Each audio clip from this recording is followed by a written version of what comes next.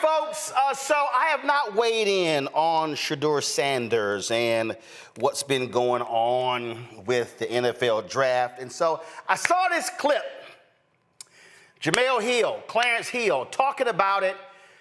Ooh, and it piqued my interest. Roll it. You think that the NFL is not used to a black kid, especially a black quarterback who comes from privilege. Okay. Who carries away with a certain confidence, right? And so we're used to that with the Johnny Manziels and some other guys who are cocky and confident. But I think that they're not used to. And listen, I mean, we've been in sports all our life. They're used to black kids from single mothers who are happy to be in the league, or whatever else. And this kid does not have to. He didn't grow up hand to foot, hand to mouth, and he doesn't have to. Maybe he should have, and like I said, that's part of the thing, but he's going to carry himself a certain way, and I think that rubs some people wrong, too. Yeah. Right, wrong, but all of course, he's a good kid. Yeah, No, like there is, I think if the worst thing you can say about him is that he's overconfident and cocky, I'll take that for anybody.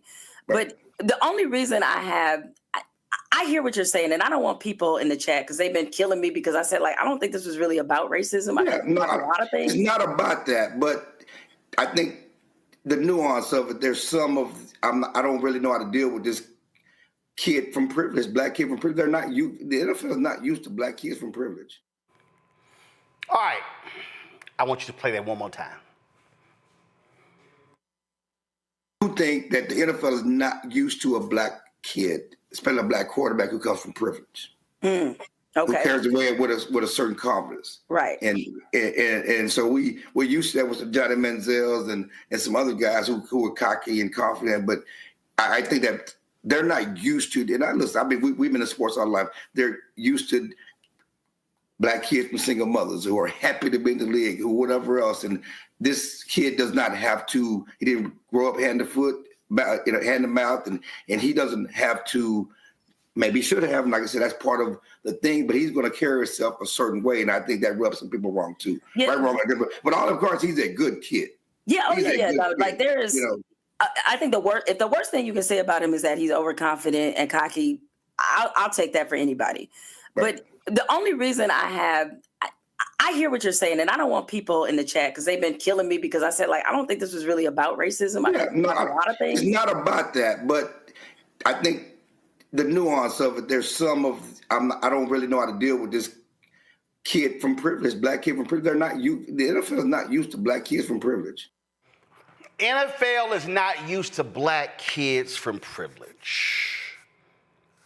And so we've seen these stories in terms of how people have taken issue with Shedeur Sanders and how he presented himself and what he wore and all these different things like that. And when Jamel said, well, I don't think it's racist. See, I keep telling y'all, this is the greatest mistake that we keep doing. We go racist, and the response is not racist. We go, this is racist. Then the response is, no, it's not racist. So that then becomes a debate. Racist, not racist is a debate. But that's the wrong conversation, because it's the stuff in between racist and non-racist.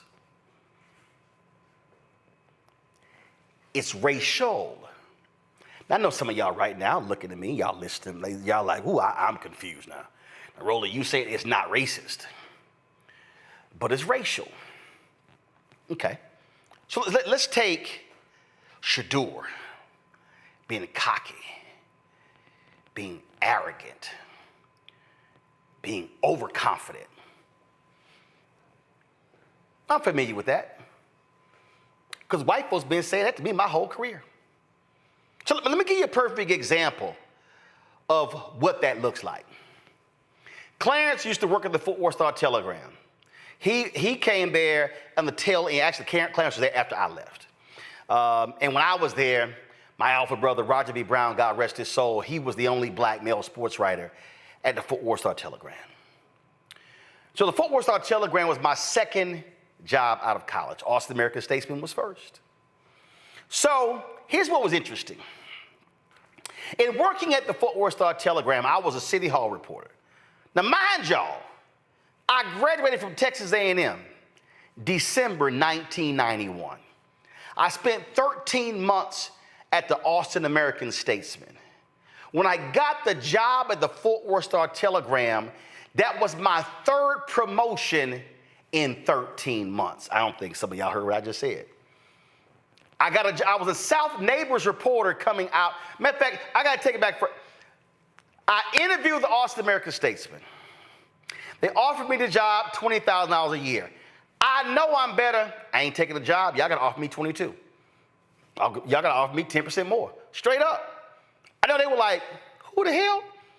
Now understand, Knight Ridder was the second largest newspaper chain in the country. There was a guy named Bill Baker. He was vice president. Bill Baker, I met him at National Association of Black Journalists Convention. Bill Baker tells me that you know what? I think you would really work at one of our smaller papers. So he felt that, you know what? A good fit for me was their newspaper in Brayton in Florida. I looked at it and I was like, ooh, that circulation too small. Y'all too small. I'm better than that size paper. Bill Baker was stunned. He was like, wait a minute, hold up. Wait a minute, hold up. Did this black kid say he was better? Yes, I was. I was way better than the Brayton, Florida newspaper. So I got the Austin American-Statesman job. I'm there 6 months. They promote me to county government reporter. Unheard of. 7th month, the Houston Chronicle comes after me. Houston Chronicle, the largest newspaper in the Southwest, my hometown newspaper. They wanted me to cover the police beat. I was like, I can go back to Austin. I knew I wasn't covering the police beat because I ain't like the police beat. Now, I remember sitting there interviewing assistant managing editor Tommy Miller, and the look on his face was like, hold up, I know this black kid who is 7 months out of college is not telling me that he is not interested in working the police beat for 2 years at the largest newspaper in the Southwest United States. He was correct. I did not want to work the police beat because I knew I was better than that. I made it clear I wanted to work a political beat. He pulls a chart out to show me it's going to be at least 3-4 years before that could even remotely happen. I was like, well, I ain't coming here. Austin American-Statesman tells me, well, what they offering? Well, you talk yourself out of a job here at 27? Okay. 5 months later, Fort Worth Star-Telegram calls me.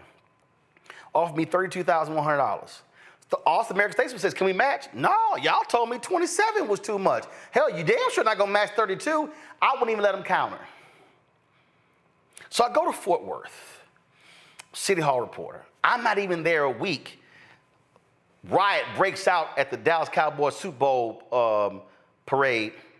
They send me over there, race there, kick-ass coverage. They like, oh shit, this kid good. So check this out. I'm the City Hall reporter. There's a white guy who's a county government reporter. We're sitting across from each other. We're the same age. Now, what was interesting is that the white editors, he was aggressive. He was a go-getter. Loved him. But there was a period where he made a series of mistakes that required us to run corrections in the paper. Oh, just be careful, but when you're a go-getter, those things happen. I'm watching this, and I'm like, really? Now, I'm watching how the white editors are embracing him and, oh my God, putting him under their arm, but then looking at me like I'm an alien. 2 reporters, 1 black, 1 white, same age, city government, county government, and the white reporter was aggressive, was a go-getter, was assertive, had great potential, had potential for greatness.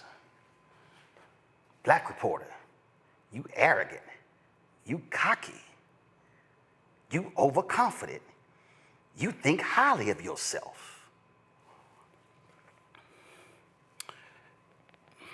I'm commuting between Austin and Fort Worth.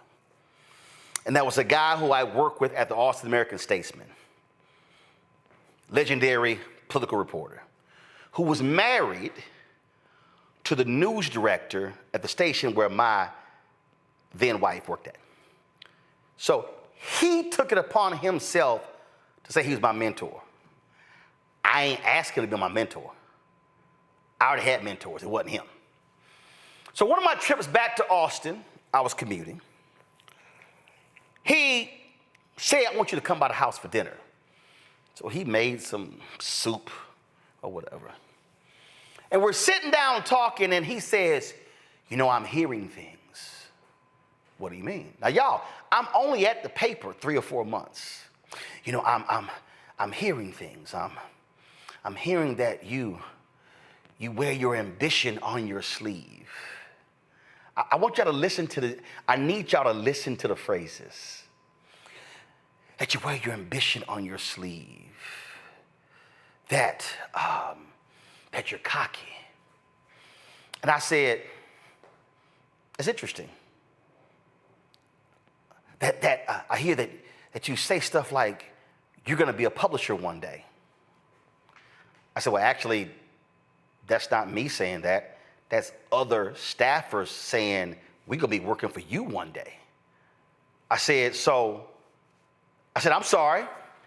Other folk are seeing this in me, so you want me to diminish. See, I'm about to say something because y'all about to miss this. So you want me to shrink who I am in order to make them more comfortable. So, white male reporter, and see, here's the crazy thing. That white male reporter is a national journalist. If I said his name, y'all know who I'm talking about. So both of our careers have gone national. But how they were looking at him was totally different than how they were looking at me. It gets better. So one day, I'm at my desk, and one of the two of my editors, Kate Northcott, now deceased, comes to talk to me. I don't know what the conversation was about, but I remember this part of the conversation. At one point, she's standing there, a little short. At one point, she goes, y'all gonna love this here. You need to get your production up.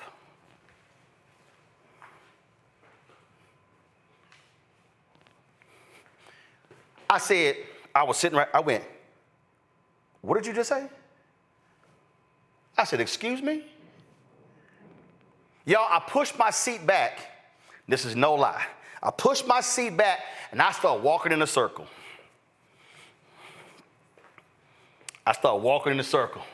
Like, let me calm down before I cuss this white woman out. And so she goes, let's take this into the office. And I said, oh yeah, I think you might want to take this into the office.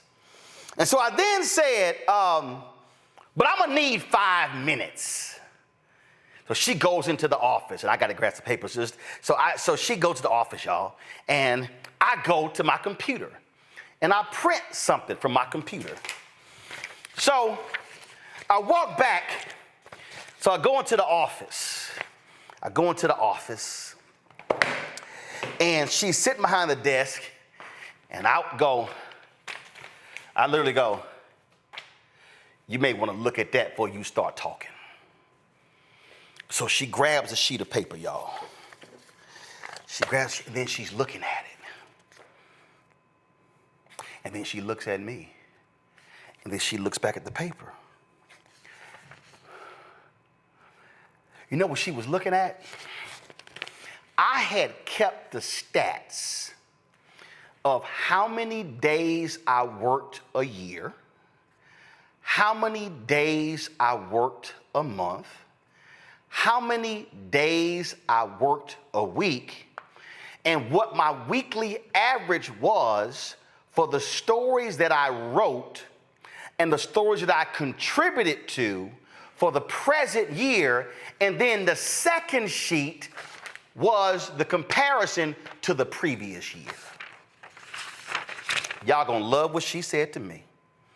She said, well, we don't measure production by how many stories you write. I said, you don't measure production by how many stories I write? I said, oh, you talking the quality of the stories. Turn to page 3. She goes to page 3. I had broken down how many of my stories ran on the front page, how many of my stories ran on the Metro page, how many of my stories ran on the inside of the front section and on the inside of the B section. Now she's looking befuddled because, see, I've now just destroyed her entire argument. And I said, see, you might have a problem because if you now say my stories are not quality stories, you do know that you're one of my 2 editors. So that means that if the stories that on the front page or the Metro cover were not quality stories, you edited those stories. So that means that that's an indictment on you. Y'all, now her ass is busted. Now she froze. I said, so can we now dispense with this production stuff and get to the real issue? All y'all white editors had a meeting and my name came up. I said, oh, you didn't think I was aware of the conversation y'all had in the room? Yeah, one of the people who was in the room told me what y'all conversation was about. So do you now want to have the real conversation with me that you want to have? See, y'all, I was arrogant. I was confident. They didn't like how I walked into the room.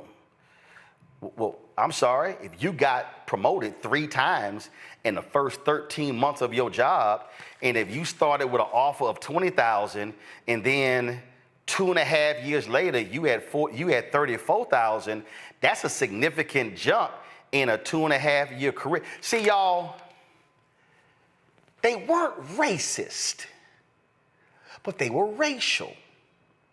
Because see, what they praised in the white staffer, they couldn't stand when it was this skin color. See, he was assertive, he was aggressive, he was a go-getter, but I was arrogant and cocky. 2 people, same paper, political beats, but they saw and they had a different perspective and a different standard for him than me. And see, what they could not stand was I did not walk into the room like this here. I didn't sneak into the room. They couldn't stand that when I walked into the room, I walked into the room. They couldn't stand that when I walked into the room, I said, I want better pay. I want better resources. They could not stand that how could this black man, I was the only black male reporter in the entire newsroom. What is it? Why is this Negro so confident? Because I went to Jack Yates High School, Magnet School of Communications, where I was voted the best student while I was there. And I killed it in radio, television, and newspaper. I had 30 awards in high school. And then I go to Texas A&M. I knew more than the seniors. Then I'm on the board of the National Association of Black Journalists. I worked in radio, in television, in newspaper. I did it all. I shot video. I was in front of the camera and behind the camera. Why was I moving the way I did? Because I was fucking good. And what a lot of white folks cannot stand, they can't stand a black man who not only is good, but knows he's good. And a black man who knows he's good, who knows he can outcompete everybody else, and they can't stand when you voice that. Because see, what they expect, they expect us to do this here. They expect us to, yeah, that's what they expect. See, y'all got to understand.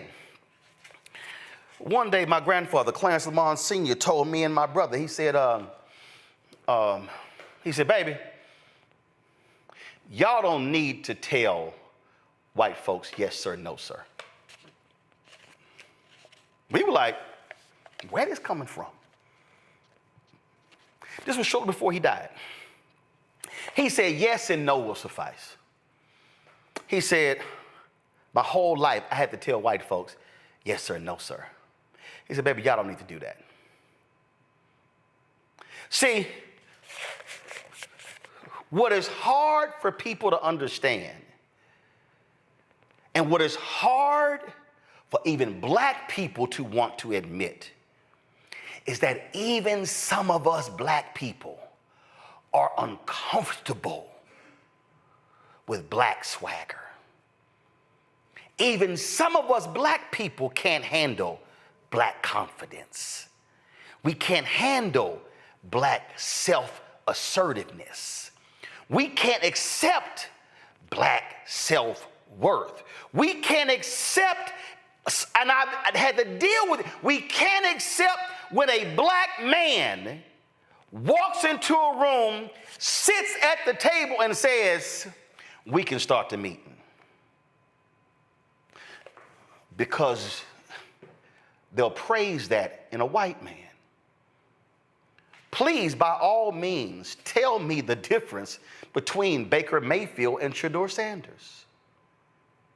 Please tell me the difference when I see a lot. What is the difference when John Elway said, don't y'all draft me, if you draft me, I'm going to play baseball?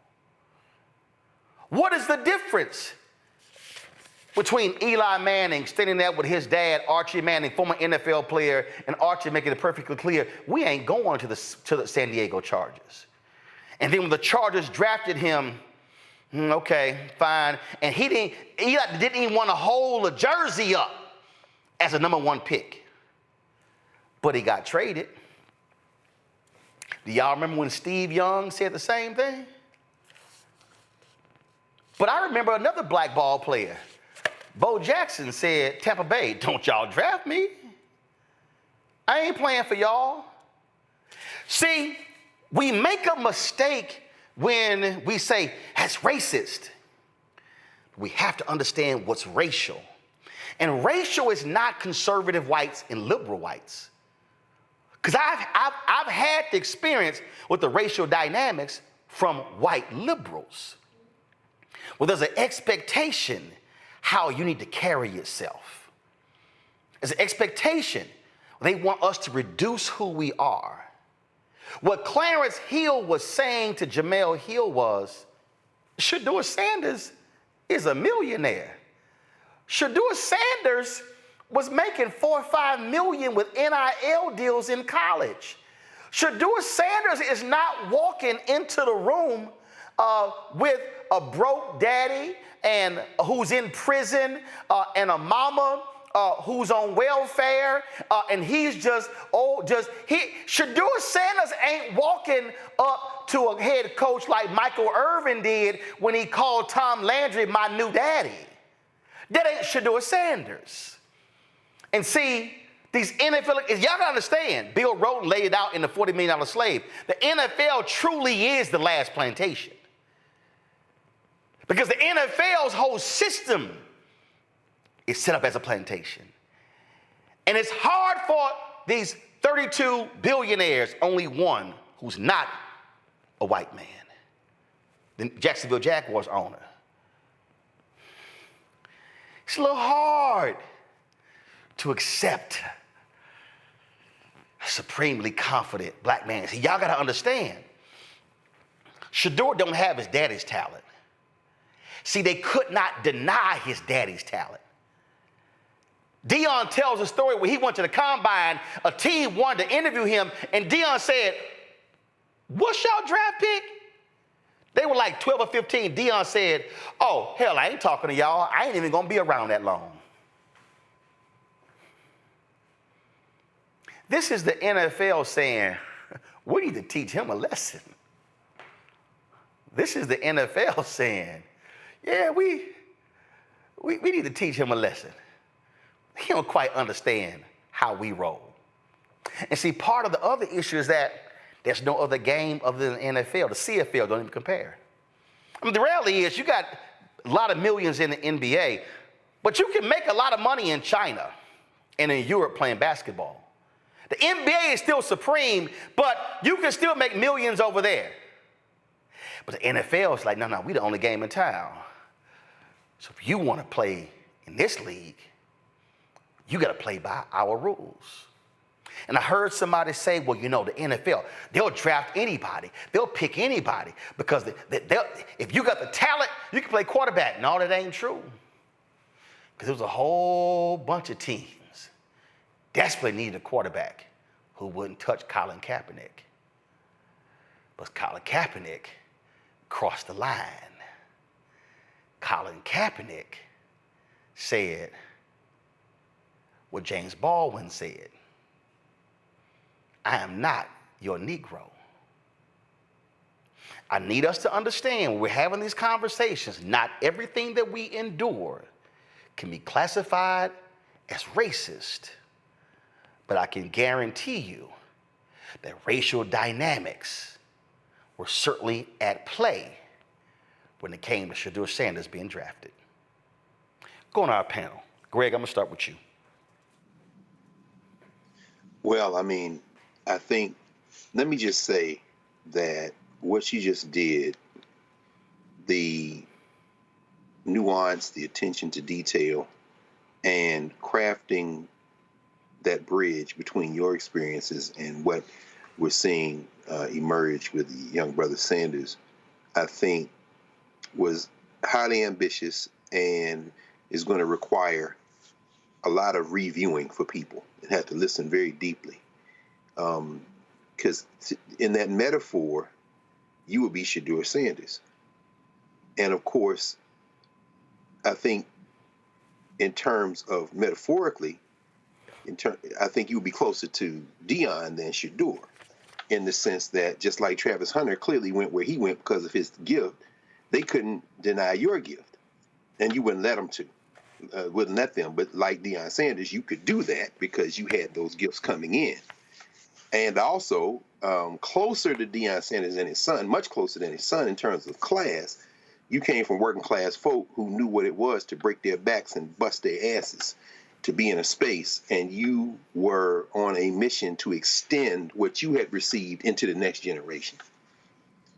So that having been said, since I don't anticipate watching the NFL anytime soon, I don't know what Shedeur Sanders will or will not do in the NFL. I do know, I think you made a number of critical points, and I'll end with this. But one near the end that you made there by drawing attention to NIL and the money that's being generated now, not just for star athletes at the college level, but for everybody on a roster for some of these places. I don't know what Bill Belichick's going to do, chasing behind his young girlfriend down there in North Carolina. It looked like he was going to, but I know what Michael Vick might be able to do at Norfolk, and maybe there'll be one or two others. I'm hoping the good brother Reggie Bartlow at Tennessee State can do some things now. I think he's a better fit in some ways even than Coach George was, but ultimately we're facing a moment now where staying in school might actually be the thing that people start doing rather than subject themselves to the NFL plantation, because quite frankly, they can make a lot more money in college. And so I don't know how that's going to emerge, Roland. I'll end with that, brother, because I think we're in uncharted territory right now.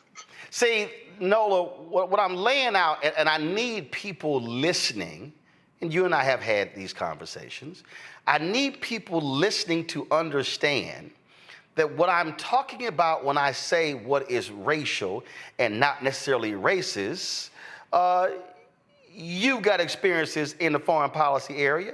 You've been in those rooms. You've been at those tables. You've been in those meetings.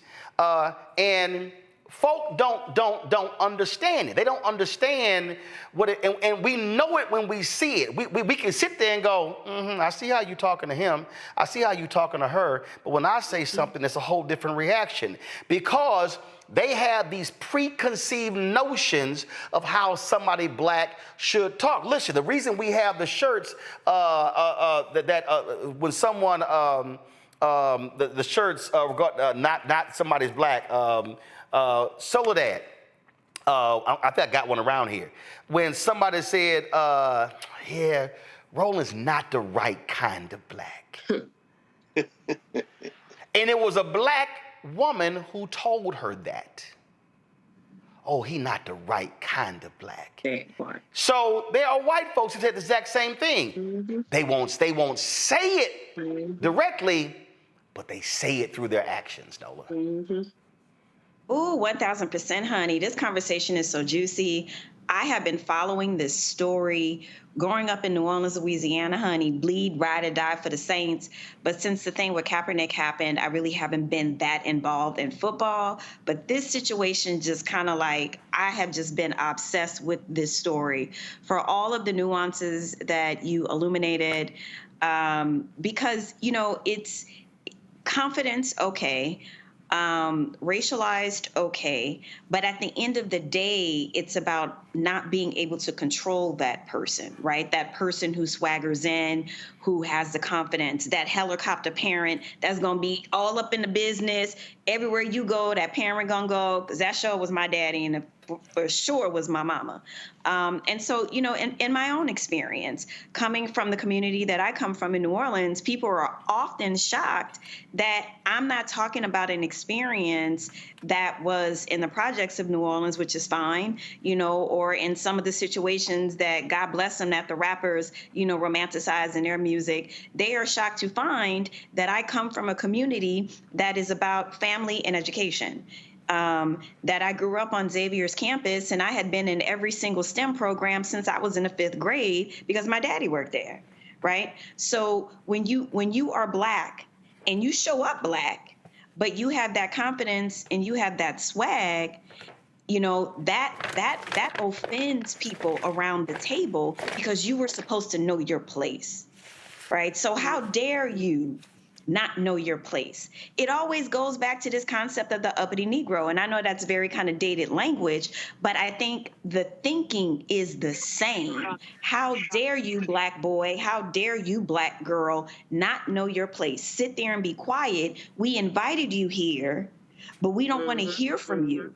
Right? We just want you here, you know, to say that you were here. So, you know, the Shedeur thing has been fascinating to see. And one of the things that was really interesting to me, once he did get picked and I read his message, it was humble, it was kind, and, you know, it made me wonder, to some level, did that work to a degree? You know, we'll see, you know, once football season comes around and who he will be, how he will integrate with the team. But his response to the team wasn't the guy who everyone was painting him out to be. So it'll be very interesting to see, to watch the story, to see how he evolves. But I say congratulations, young man, you know, do your thing. And for those black helicopter parents out there that are heavily involved in their kids' lives, it's going to make people uncomfortable because that's not what statistically what they say black parents do, right? Continue to support your children. Continue to be in those rooms to make sure that they are not being taken advantage of. Because I know when I was an actress, when I was a kid actress, they hated to see my mama coming, honey. But see, Zabor, the thing for me, and again, y'all know I had to find it. So, because this we did put it on the shirt. This was what this was. So if y'all want the shirt, it's on our website. Not the right kind of black. And I'm real proud being not the right kind of black. Because see, when I think about not the right kind of black, I think of Toussaint, freedom. And see, this right here, Zabora, is the hardest thing. See, what those cats don't realize is Shedeur is a free Negro. That part. The reality is, let's be real clear. Shedeur Sanders could have stayed for his senior year and made $4 to $6 million. Shedeur Sanders could bypass the NFL and go into business. I need people to understand, the owner of the Phoenix Suns is a former Michigan State basketball player who's now a billionaire. See, when you have options, see, Zabora, cats don't understand. I love it when the white boys see me in my Rockets or Texans or Astros or Texas A&M gear, and especially my A&M gear. Did you play football? No. Are you a parent? No. No. Well, what are you? A graduate. And but what really mess them up, Zabora, is when they go, did you play ball? I said, no. Mom and daddy told me I could become a millionaire using my brain and not my body. Then I pause. I let it sit there. And I go, and they were right. It works. Yep, I'm that kind of Negro. Yep, see that right there. That's me. I'm that arrogant, cocky, not the right kind of black, because I am not about to let you diminish me as if I only can get to where I am because I play ball. Go right ahead. I totally agree with everything you said. I think that being a Black person in the field working with deaf individuals, I see this all the time, right? I'm the only Black person that's going to come in and be an advocate. And when I look at individuals that are coming from U of H and Lamar and these Texas schools that provide services, or even up here in D.C. at Gallaudet, or seeing the deaf individuals at Howard, I am knowing that because it's only me, I got to be confident. I got to work hard. I have to be smarter. I was listening earlier, and he was talking about just that hole back in the employment world and everything that Trump is doing and how it's impacting. It's so much intersectionality when it comes to Black individuals and how we are experiencing, like you said, it's not racist, it's racial, it's microaggressions, it's micro insults. You know what I mean? It's micro intimidations. Like, they want us to not be confident in what we do, but no one does it like us. No one comes to the table like us. Don't nobody know with us. One thing that stood out to me when you was talking, you talked about not only being a journalist, but you talked about being behind the camera. You knew every part of it. I learned that first. If I don't work over here, I can work over there. You can't do nothing to me because I don't have to give you that kind of power. And I think us being mentors and being around other individuals of color in these spaces that don't have that many of us, we got to walk with confidence, because they got to see they don't have to take what we had to take.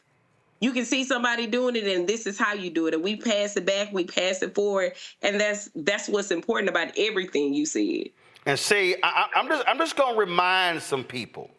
I just need to remind some folks. 'Cause see, sometimes y'all got to understand. I know some of y'all saying, well, Roland, this ain't the same, that's Shedeur, whatever. Okay, all right. Do y'all remember this interview on ABC and this happened? I know I can get it. I know it. Very confident. I'm very confident. You see it so easily. Why? Because I believe it. Let me tell you why.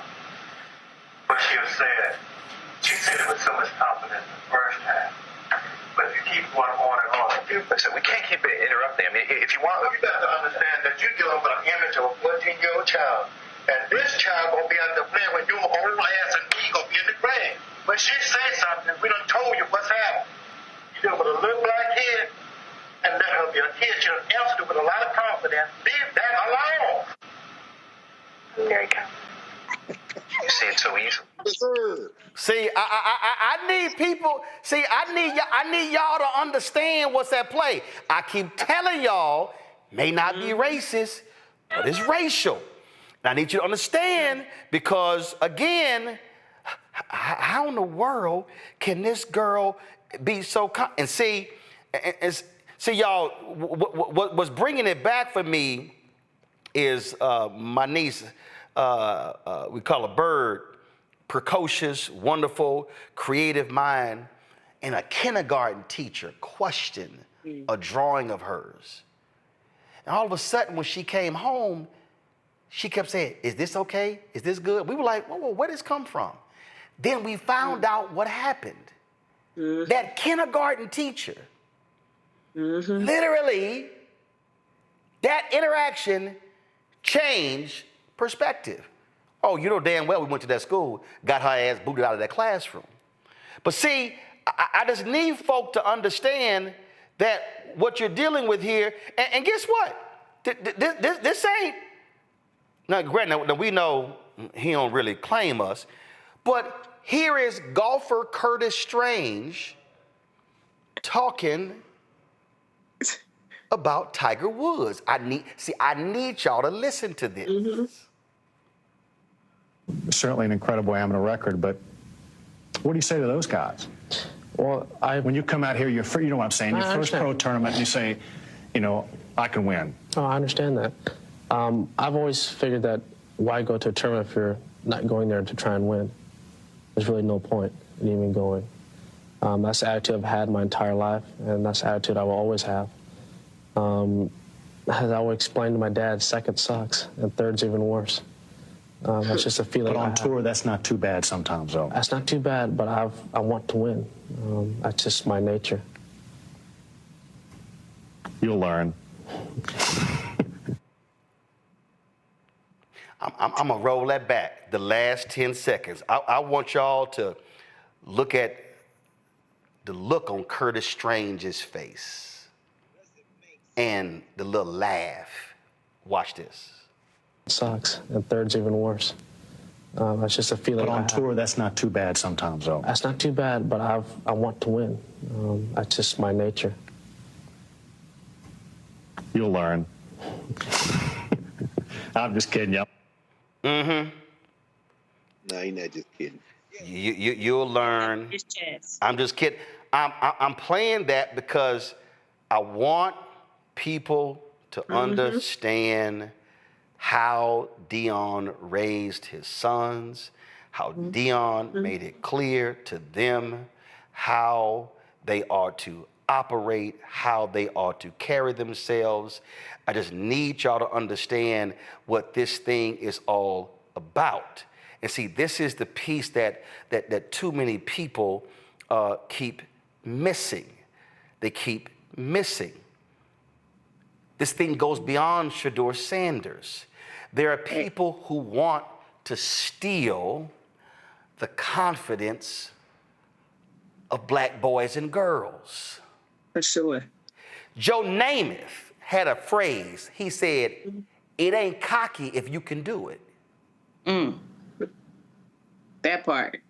When Joe Namath said, "We gonna win the Super Bowl," you lost your damn mind. Then they won. He's locked in history forever because he called it. Babe Ruth pointing to the stands. I'm going yard. See, y'all got to understand. Folk need to understand what we're dealing with. This thing is so much broader. What you're dealing with folk who are saying, I'm going to need you to temper that. I'm going to need you to diminish yourself to make us comfortable. Why can't you act like him? Because I ain't him. That part. Mom and daddy didn't raise me like him. And see, this is where we get caught up in this humility stuff. we get, I need people to understand. I mean, why can't you be humble? It ain't cocky if you can do it. Why can't you diminish yourself? That's That's what they're saying. And the danger for us is for us to then turn to our young black boys and our black girls and tell them in the kindergarten, in the first grade, in the second grade, diminish yourself. It's a difference if you disrespect your opponent. It's a difference if you laugh in their face, if you stand over them and you taunt them. But damn it, if you that good and you get to wear their ass out, then I'm simply that good. And allow my greatness to speak for itself. Black people, be very careful when we begin to tell our own, you need to pull back. I think you too much. I'm just gonna leave y'all with this one here. I ain't gonna say her name, but one of my former colleagues at CNN came up to me, we had the same agent, and said, you know, I think you can be a bit much. And said, if you play this right, you could be like Lou Dobbs. And I went, I don't want to be Lou Dobbs. Well, what do you want to be? I want to be Roland Martin. I don't want to be Lou Dobbs. See, she felt that I was too much. She felt that when I walked into the room, that that I was just too much walking in the room. She no longer there.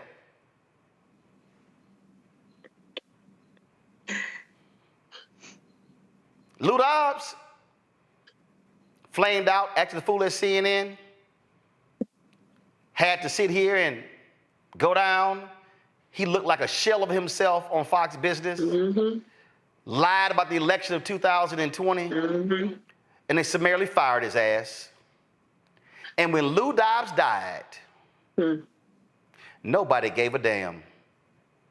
Because the Lou Dobbs then was not the Lou Dobbs at the end. I'm trying to tell y'all, run your race. That part. Run your race. I don't worry about anybody else running. Somebody hit me, somebody said, somebody texted me, man, I wish you were on News Nation last night instead of Stephen A. Smith. I said, I don't want to be on News Nation. I said, I'm not begrudging Stephen A. being on that. I said, I have no desire to sit next to Bill O'Reilly.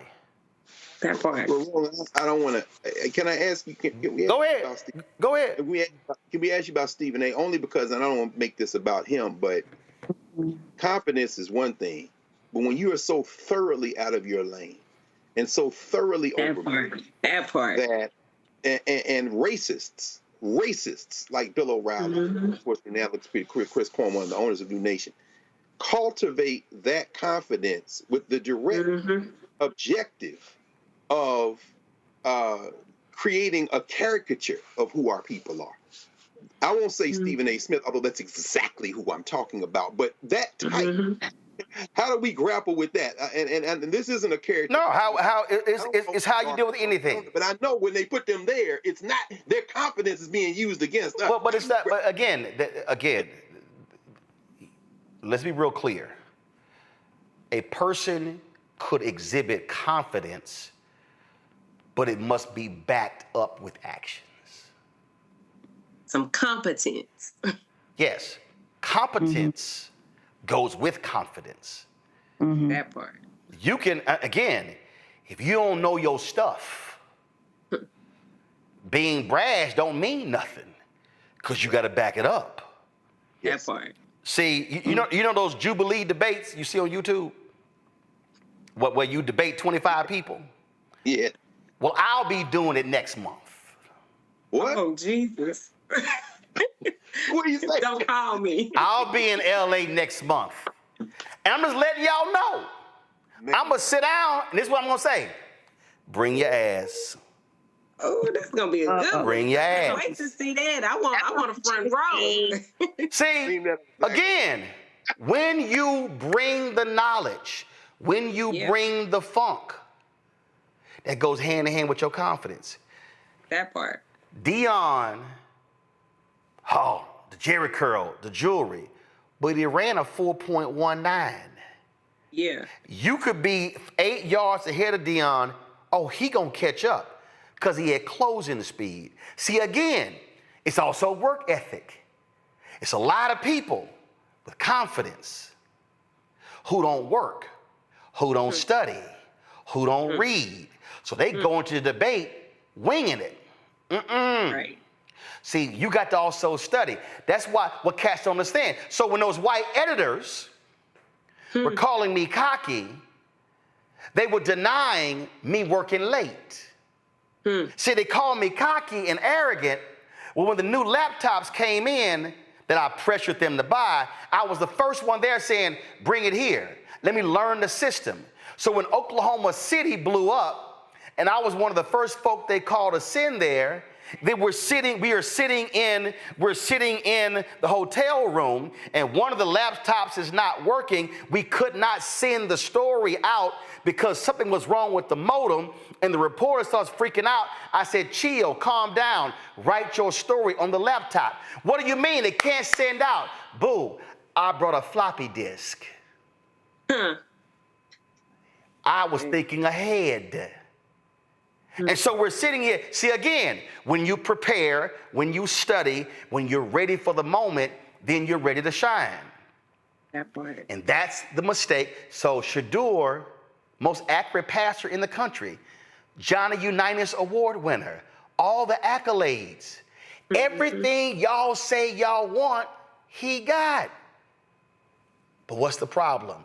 So this is what all I'm simply saying is, the folk who are watching and listening, when you put the work in, when you study, when you're at the top of your game, and you're willing to challenge anybody, and they call you everything in the world, but they praise folk with lesser talent, do you know anything about that? Last point, and this is what I said when I worked in white media.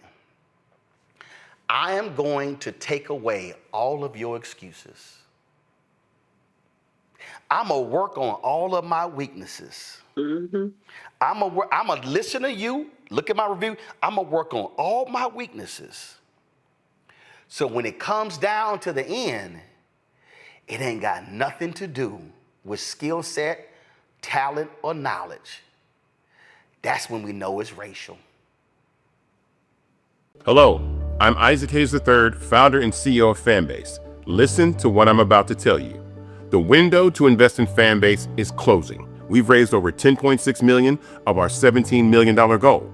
That means there's room for less than 6,370 people to invest in Fanbase for the average amount.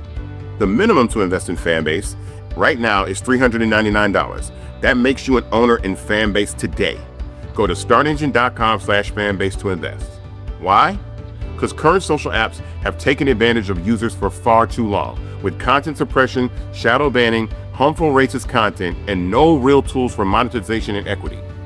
Fanbase has over 1.4 million users and counting, allowing anyone to reach all their following and monetize their content from day one.